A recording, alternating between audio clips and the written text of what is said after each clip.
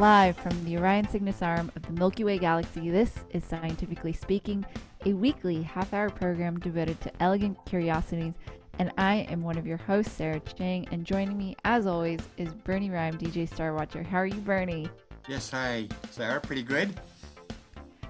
Bernie is our professor of the astronomy lab at USM and our local protector of the night skies. Reach out to us at WMPG Scientifically Speaking at gmail.com or on Twitter at WMPG SciSpeak. And Bernie, would you let our listeners know what's up in the night sky? Okay, yes, thank you, Sarah.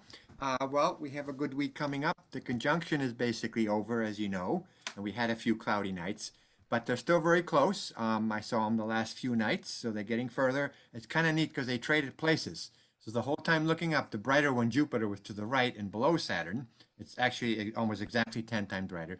Then it switched on the solstice, and now it's to the upper left of Saturn. So you'll see Jupiter first, and then look to the lower right, and you'll see Saturn. You have to catch them right after sunset because they're gone by 5:30, and they're not really visible till about 5 o'clock. You got that narrow window of about half an hour to see them. So keep looking for them, and they're still close.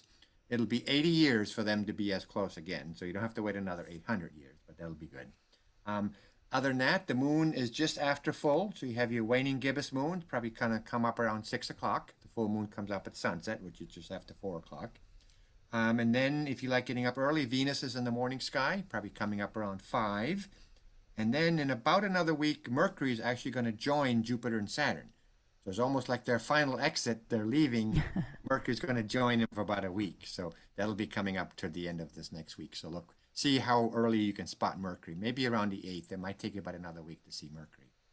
So, oh, and then there's a meteor shower on January 3rd, the quadrantids. They should be fairly good because the moon won't come up till about 9, the waning gibbous moon. And after that, it'll probably wash them out. But sometimes that shower gets over 100 meteors per hour. Whoa.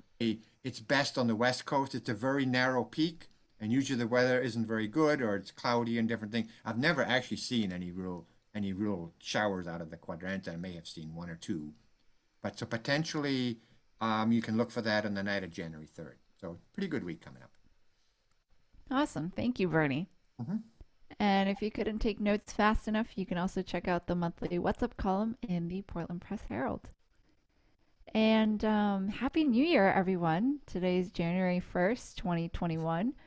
But before we say our final goodbye to 2020, I know a lot of you are really excited to do so. We wanted to spend this episode to kind of highlight our top stories in science. Not ones that we produced or anything, but what we thought, Bernie and I, what we thought were the top 10 stories of 2020 in science, technology, science history, etc. And we'll start from 10 and work our way up to number 1. So see if you can guess them as we move along. All right. So number 10, we're starting off with advances in computing. Yes. So Bernie, this is all about the exascale computing, exascale computers. Mm-hmm. What is that all about? Okay, well, exa is a metric term. It means 10 to the 18th, so it's a huge number. So actually last year, one of the top stories was quantum computers versus classical ones, and if the quantum ones had achieved supremacy. Well, they really haven't, and now the classical ones are getting much better. So this computer can do 10 to the 18th calculations per second.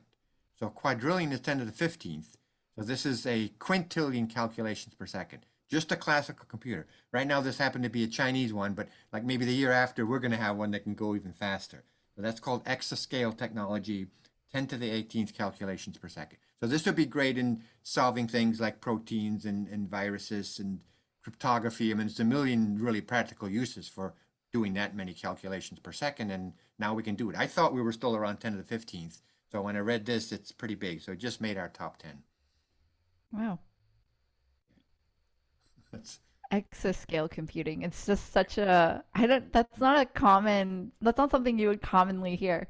I feel like yeah. we hear Google is like the most, like the highest level of 10 to the the 100. metric Well, that it's we, 10 to the 18th. yeah, It's a big number too. Yeah. yeah. Yeah. Great. So Okay. that was number 10 was advances in computing and it hasn't been developed yet or it was piloted. I think they can do it. They But, can do it. yeah, Okay. I I thought it mean, was like these a computers, race to get to there. well, they're always racing because the best one I think is in Nashville, the one we have, and then the Chinese had the best one earlier last year. Then we have it now. They have it again with this one, and these things are huge. I mean, they take a lot of space and energy and everything. They're not like little, desktops that we're using. Right. That many calculations, they're just huge. Yeah. Yeah. So it would help us with just improving additional scientific applications, better predictions for Yeah, forecasting, things like that. Cool. yeah, Number nine is the finding of molecular water on the moon. That's by China, right? yeah, So that's the one of their many missions to the moon, the Chang'e 4. yeah. Four found it. I'm not sure exactly where they looked. It was some different locations. At one point, they had four missions up there at once. Mm-hmm. And I know they had found ice before in places that where the sun didn't get to, but now this water is built into the regoliths on the moon. I mean, it's not like, we can't like make, just gallons of pure water out of a couple of grams of soil, but it's there and it will certainly help our future missions going to the moon. So Right.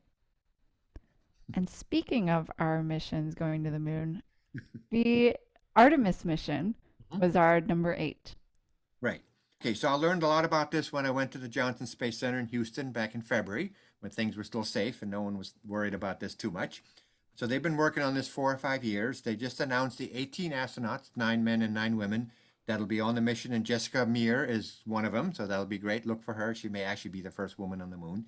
So they're going to build a permanent space station orbiting the moon. So they're going to go there first, and then they'll go down and do the mission and go back to that space station so they don't have to keep going back to Earth. It's only 3 days, but it's a lot more efficient, that whole process. And of course, they're discovering a lot of things about the moon, exactly where they're going to land and what they're going to do there with people on a regular basis. And maybe they can launch things from there too in the future because of the lower gravity. And then we were going to tie that in with the Mars mission. So right now, 3 different countries have launched missions to Mars and they're on the way. They'll be there before spring even starts. Yeah, yeah. It'll be in February. I think one will be there after spring starts. So NASA launched one of those. It's like a triple thing, an orbiter, a rover, a lander, and a little like a drone that's gonna fly around. So it's called the Perseverance rover. So that'll be pretty neat. The Arab Emirates launched one, and then I think the Japanese launched the other one. The China did. So China China was launched their Tianwen-1. okay. That's right. Yep, and that was their first rover mission to Mars. That'll be arriving April 2021. Yeah, okay, right, The April. Yeah, just after spring. Yep, the United Arab Emirates, their Emirates Mars mission, they Hmm. launched their Hope probe, Oh, yeah, which that's also scheduled to arrive February of 2021. So yeah, look forward to that. yeah, And their probe specifically will be looking to study daily and seasonal weather cycles and then weather events in the lower atmosphere. So it'll be interesting. I had no idea that they were even involved in space or interested in space. yeah, But it's yeah, cool. Hopefully, there's some good collaboration internationally. yeah. Uh, I'd hate to see this turn out really terribly for some reason. I know. So that was our number 8. Were the 3 missions to Mars and Artemis Artemis. mission selecting their astronauts to go Mhm. to the moon for our sustainable presence on the moon. Yes. Okay. For which will be to help us prepare for missions to Mars Yeah. as well. Yeah. Oh So yeah, it's all related. it's like a free space station in a way. I mean, now that Yeah. we know it has some water and things, and it'll be it's not quite the same, but it'll be good to use it for that. Plus some other scientific knowledge too. Yeah.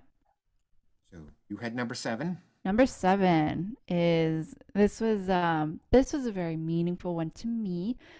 We did a whole episode on it actually back in February, and that was our homage to Katherine Johnson, mathematician and NASA computer.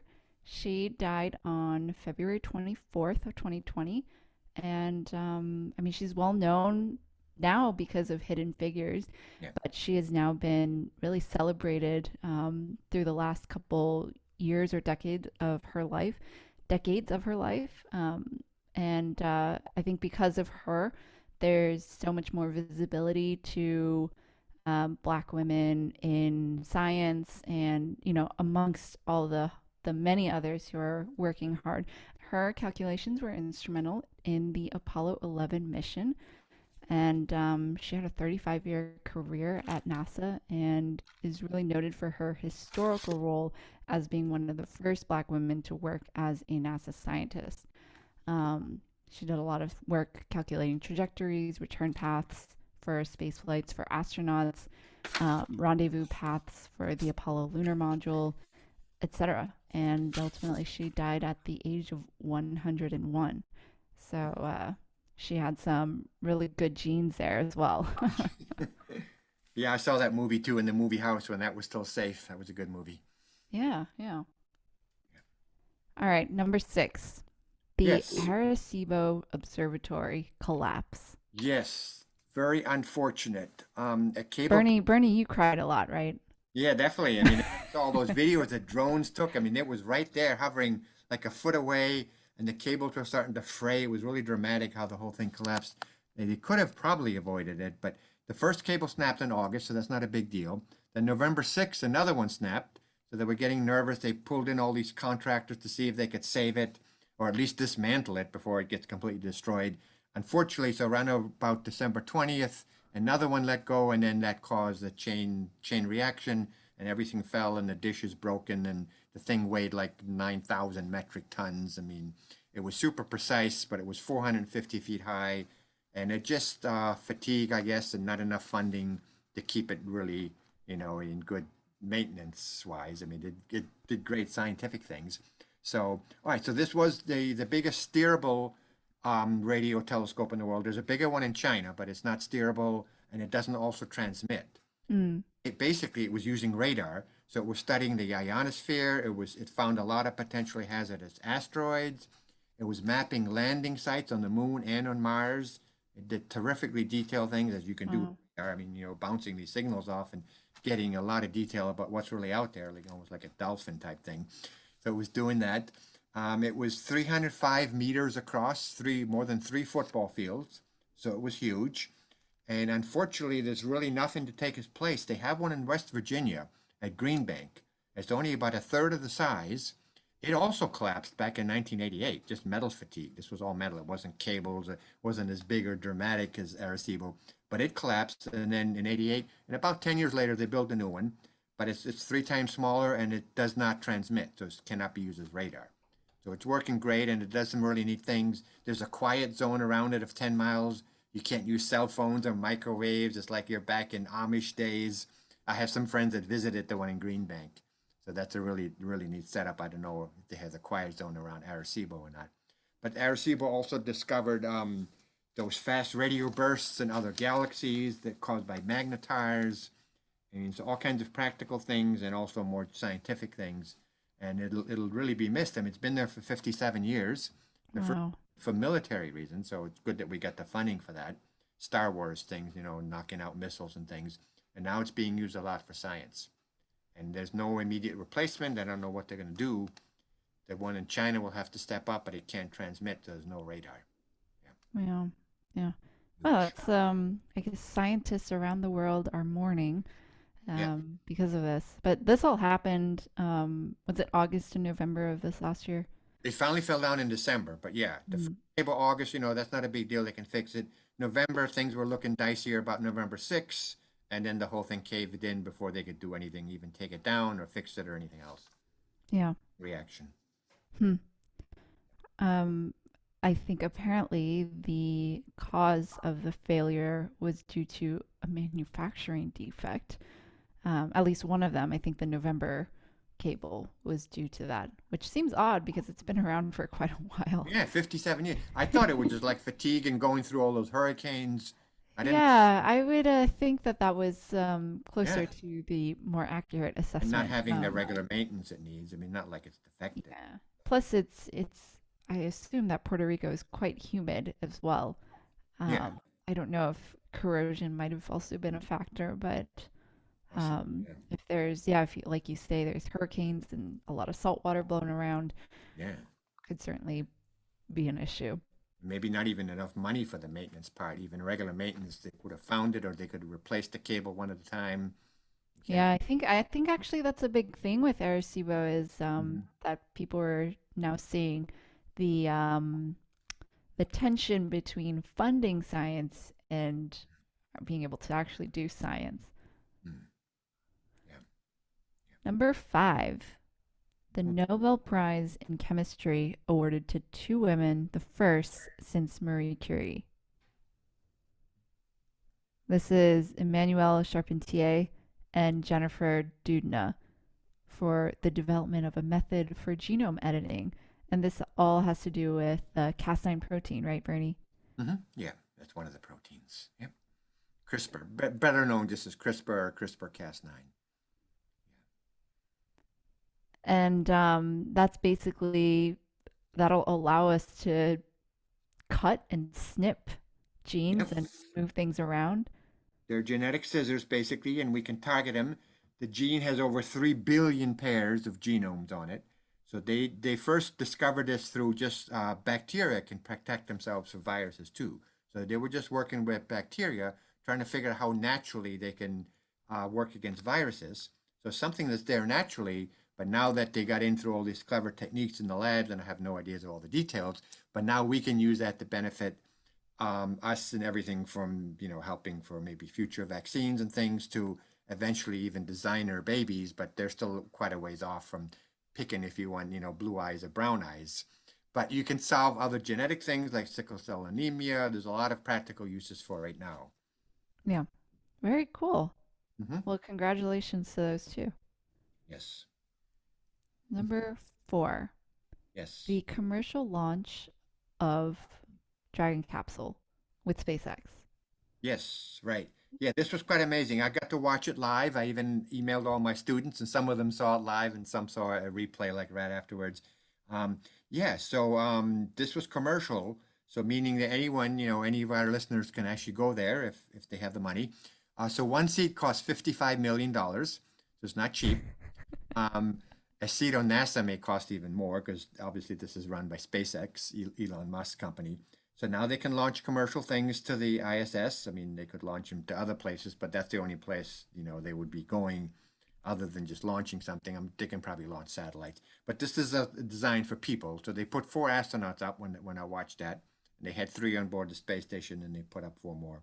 So yeah, so they've launched over 100 missions from the Falcon 9 rockets, and all but one had a minor failure that didn't cost any humans, just something didn't work out with one. I think they were bringing some supplies to the space station when Seth was still on the program with us. So I think that, so it's a pretty good record. And so this they're going to be doing these like quite often now, commercial entry to space. Oh, and actually there's a Japanese um, fashion designer. He already signed up for a trip to the moon. He's an astronaut. I don't know his name. So when they go to the moon soon, he signed up. I'm sure that's going to be more than 50 million. So any one of our listeners could even, also go to the moon potentially. Yeah, yeah. I mean, so the Dragon spacecraft is also capable of carrying up to seven passengers Yeah. to and from Earth orbit and beyond. Um, and I guess currently it's really the only spacecraft that is capable of returning significant amounts of cargo to Earth. Hmm. So that's exciting. Yeah, definitely. The Dragon capsule. Yes. Number three, sample returns from outer space. So we actually covered this in our last episode on the 18th of December, but wanted to give these a shout out because they're just really amazing. So JAXA, which is the Japan Space Agency, their Hayabusa 2 returned to Earth with a whopping 5.4 grams of sample from the asteroid Ryugu, which is an Apollo type asteroid. And if you have no idea what that is or what's special about this, this mission was essentially it was launched back in 2016. I think so. Yeah. Yeah, so quite a while ago, and basically it rendezvoused with the asteroid and basically flew with it for quite some time. And I think Bernie, you had mentioned about 20 20 20 feet away, meters. Yeah, 20 20 meters meters, I away. think. Yeah, yeah. And this mission would just the idea was to go with it and take some sample, and so finally returned that 5.4 grams when it touched down in Australia a couple of weeks back. And they're analyzing it. They had a target yield of just zero point 0.1 grams, so that was their Yeah, goal, they did but got pretty good. way more than that. 50 times more. Yeah, pretty good. We got to, yeah, they're going to share some of that with NASA and stuff, so we'll get to do other analysis on it too. It's exciting. Yeah. And then the other sample return that happened, which was 2 weeks ago, Hmm. um, no, 3 weeks ago? No, the 18th. Yeah. Um, the Chinese National Space Agency, their Chang'e 5 mission. Mhm. So their 4 was the one that discovered water and kind of went all around the moon. Mhm. Their mission 5 actually returned some moon rocks. Yeah, about 4 pounds. Yeah, and they landed in Inner Mongolia. So not quite as far of a trek as Japan had to do. Yeah. But that's exciting.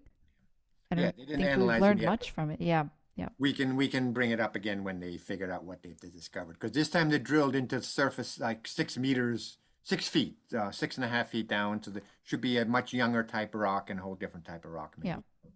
That'll be interesting when we learn that.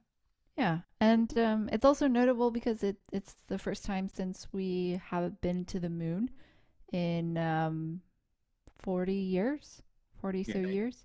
well, 1972 were the last humans, but I think they landed some other missions after that. Okay.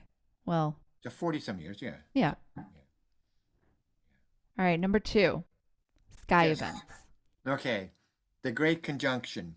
You wanted this as number one, but I think two is good for this. Okay. So, I mean, this obviously drew a lot of interest because it was out. We knew about it for quite a while, but we were able to follow it the entire fall. I even had my students do a semester-long planet tracking project. I included Mars because they had 3 bright planets in the evening sky, so that was good. Now, this was rare because it actually happened last in 1623, so that's 400 years ago, but that was a daytime event. As you know, with any conjunction, this could happen in the daytime also. And if it was pretty close now because they're really low in the sky.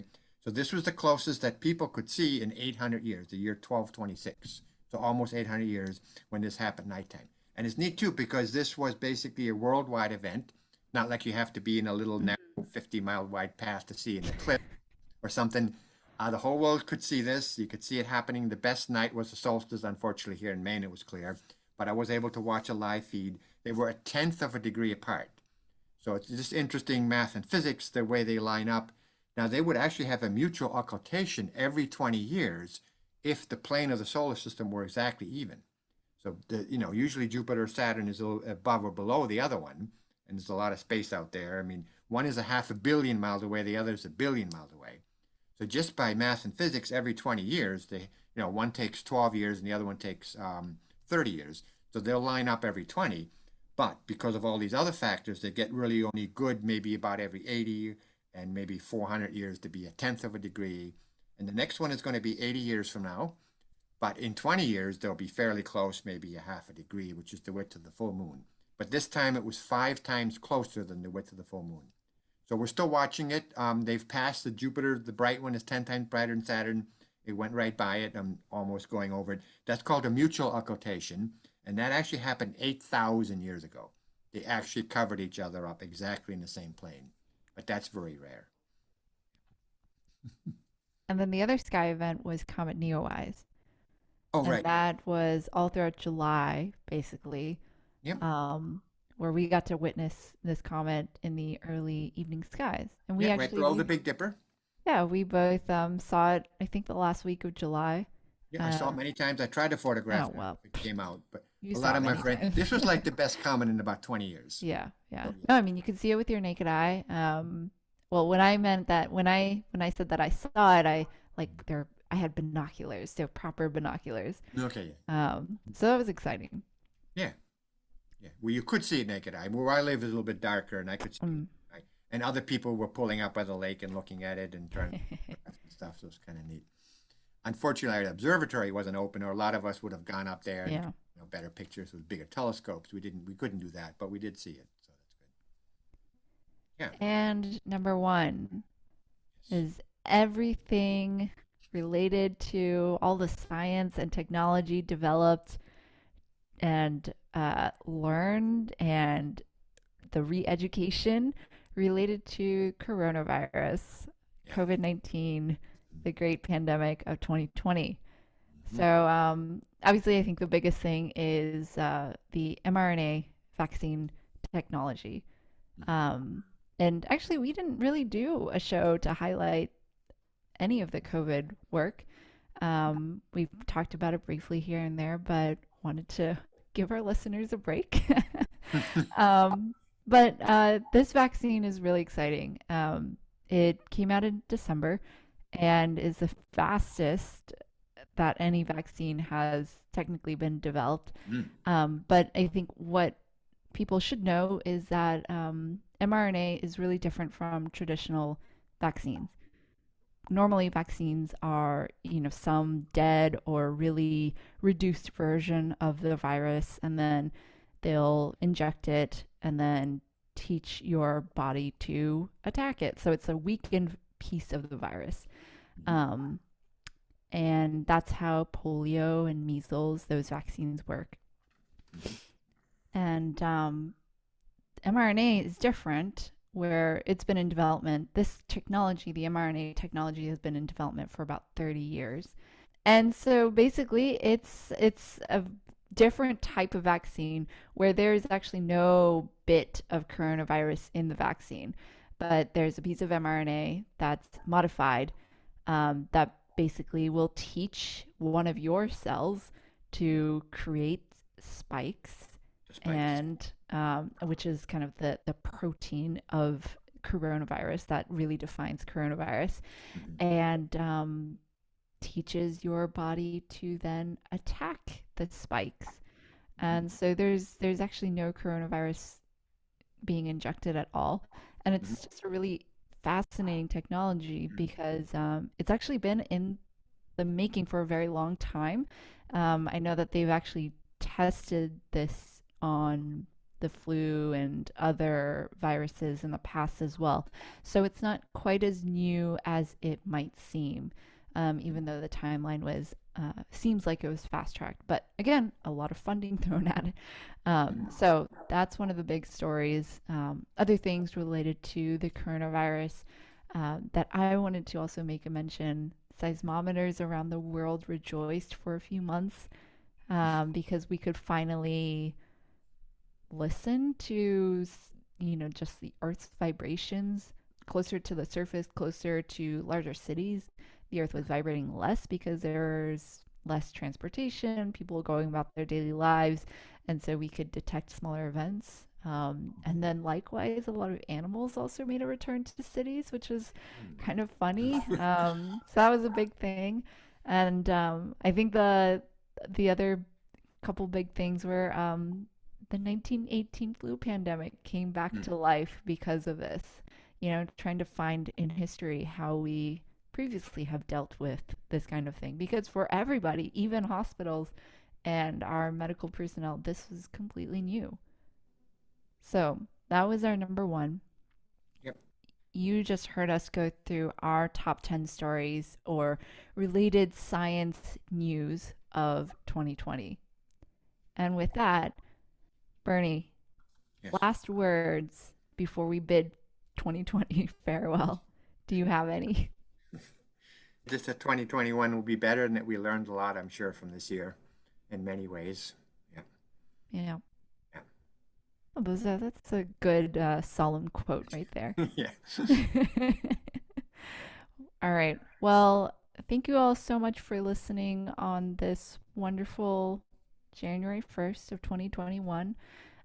We hope that we've been able to highlight some of the good stuff that's happened in 2020 science wise. Hopefully, this next year will be better, although it's a pretty low bar to be better. Yeah, right. Yeah. You've been listening to Scientifically Speaking here on WMPG with myself and Bernie. Stay tuned for Sports Jam with Colin and Connor. And from your favorite nerds, mask up, and we wish you healthy bodies and clean air.